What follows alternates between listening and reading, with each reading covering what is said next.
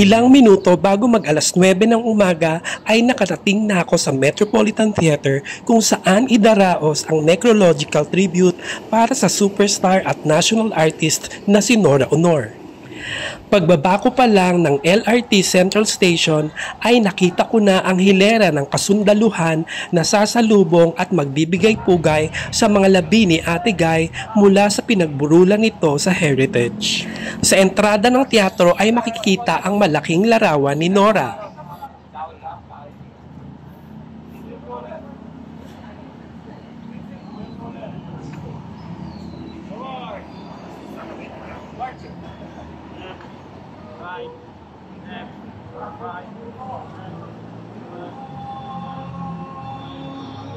At sa pagpasok ko ay nakasalubong ko pa na lumalabas ang Mayor ng Maynila na si Hani Lacuna at Vice Mayor na si Yul Servo, ang Noranian Director na si Louie Ignacio at si Attorney Trixie Cruz.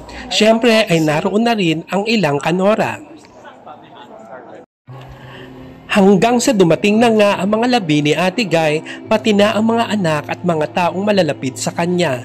Hindi na namin nakita ang maikling parada upang ipasok sa teatro ang mga labi ng superstar dahil nasa loob na kami.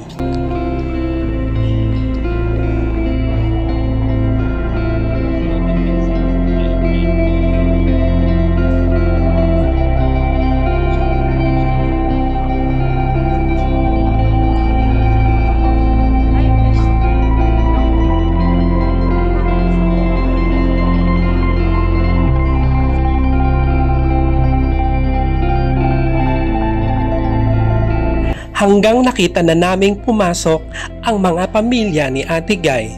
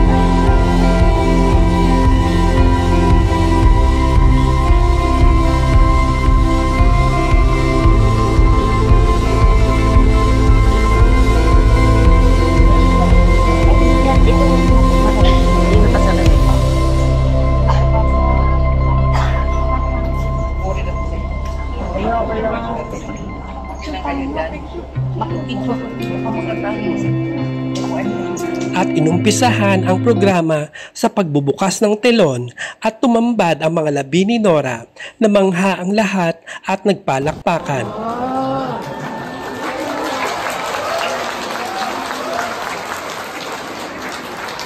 At nagtuloy-tuloy na ang programa na sinimulan sa pag-awit ng Lupang Hinirang at Panalangin.